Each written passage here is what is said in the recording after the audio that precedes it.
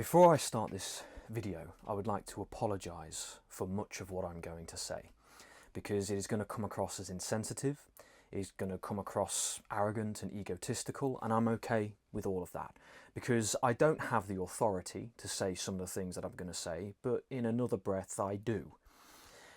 I recently learned a couple of days ago of the supposed passing of David Wilcock, which now appears to have been confirmed.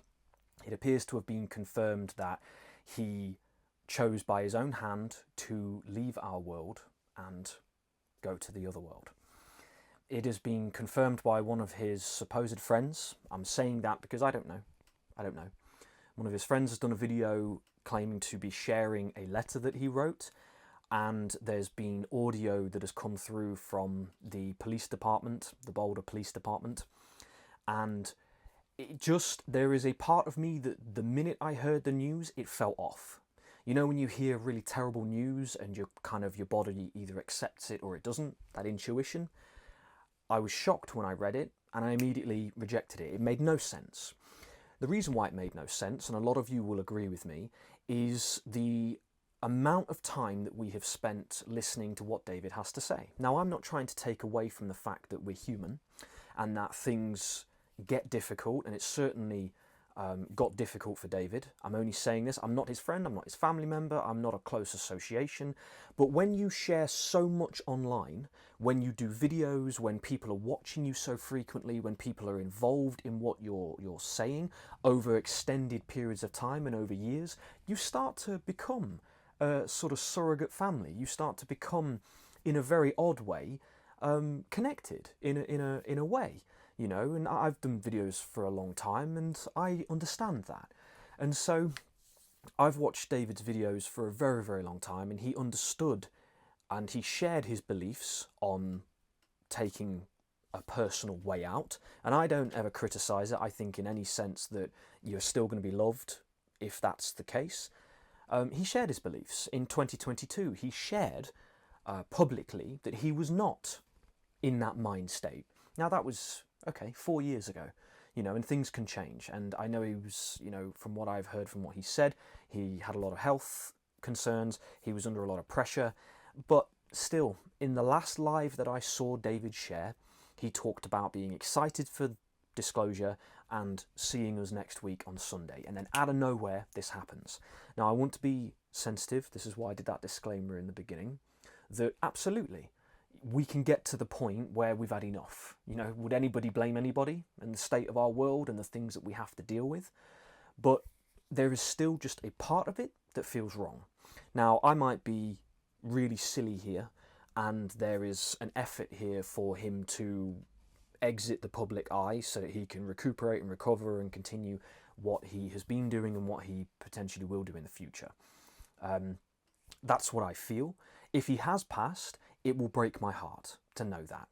You know, if he has passed and we're not going to get to listen to his lives every Sunday and we won't be able to hear what he had to share and his, you know, his character and who he was as a person, it will upset me, because I've followed David since his wisdom teachings for about 8+ years.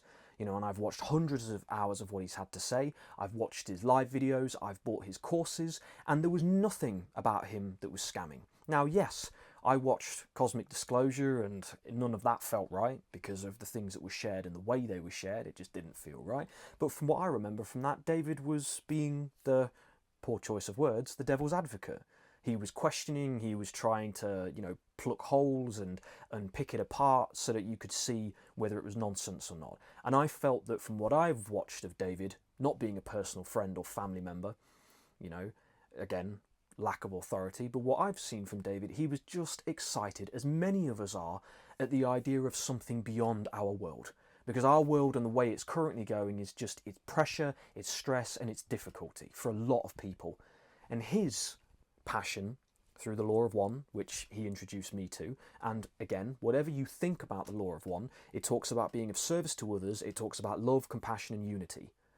What could possibly be so terrible, aside from anything else, of a message that speaks of love, unity, oneness, and being of service to others? And in fact, as a testament to David's work and his character, a tremendous amount of what I have done in my life is a direct result from him introducing me to the law of one, and him personally speaking about forgiveness and kindness and a better world, and a world where we are operating from a place of love. So as much as a lot of what has happened over the past few days seems like complete nonsense, the reason why I'm ultimately doing this video is, if it is true that he was bullied by people, and I've seen the videos online and they know who they are, the people who bullied him unnecessarily, right? You're well within your right to call people out. Myself, I have always incited and questioning. I've always said that people should question me, people should challenge me, you know, don't believe what I have to say, don't believe in whatever. You follow your heart, you follow what feels right for you. But you can call people out without being vile and rancid and personally gunning to attack them. And you'll notice that a lot of these people who make comments about David, it's just slander. It's just vile, rancid words. It's not about saying that, you know, they believed, you know, what he did was out of order and wrong and fraudulent. Fair enough. If that's what you want to say, that's your prerogative. But you can do that without being rancid and vile about it, you know, because at the end of the day, we are all people. And okay, some people choose to be orientated to the darkness and do things that are just vile. But David wasn't one of them. You know, even if he was, what everything he said was complete nonsense, he wasn't one of them. Because he was talking about love and forgiveness. And forget about what didn't come true and what didn't happen. Who can blame him for talking about trying to talk about forgiveness and love and compassion for other people? But it doesn't matter whether you thought David was speaking nonsense. A lot of what he said was love, compassion, oneness, unity, and being of service to others. So my message to you is, if somebody can be bullied who's doing such amazing light work and such beautiful things in our world, if they can be bullied to the brink of taking that path, or if it's got so bad that he's had to go out of the public eye, then that's more of an encouragement to me and to you to amplify that message of love and oneness and unity and compassion and being of service to other people. Because there's a lot of shadows and darkness in the world. A lot of people choose to be nasty, vindictive and aggressive people. I'm not one of them. And I know that if you're watching this, there's a very good chance that you're not one of them either.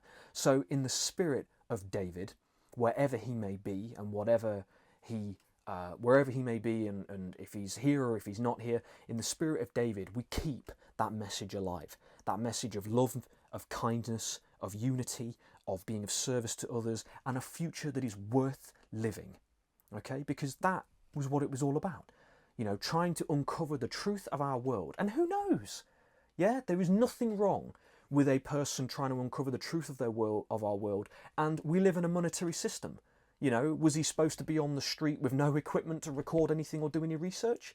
Right? We live in a financial system in this moment. And so that's what he was doing.